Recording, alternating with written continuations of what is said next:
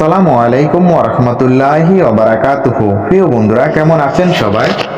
আজকের এই ভিডিওতে আমি আপনাদের মাঝে ছোট্ট একটি দোয়া শেয়ার করব, যে দোয়াটি সকলেরই শিখে রাখা প্রয়োজন। কারণ এই দোয়াটি নামাজ পড়তে গেলে প্রতিটা নামাজেই কিন্তু এই দোয়াটি প্রয়োজন, তাই অবশ্যই সবাই এই দোয়াটি শিখে নেবেন। এই দোয়াটি পড়ার সঠিক সময় যখন আপনি নামাজ পড়বেন, প্রথম সেজদায় যাবেন, দ্বিতীয় সেজদার আগ মুহূর্তে মাঝখানের যে সময়টা থাকে বসে এই দোয়াটি পড়বেন। দোয়াটি হচ্ছে আল্লাহুম্মা গফিরলি ওয়ারহামনি ওয়াহদিনি ওয়াফিনি ওয়ারজুকনি। অবশ্যই এই দোয়াটি সবাই মুখস্থ করে নেবেন এবং নামাজ পড়তে গিয়ে প্রথম সেজদা দিয়ে দ্বিতীয় সেজদার আগ মুহূর্তে মাঝখানের সময়টাতে এই দোয়াটি পড়ে নেবেন। তারপর আপনি দ্বিতীয় সেজদায় যাবেন।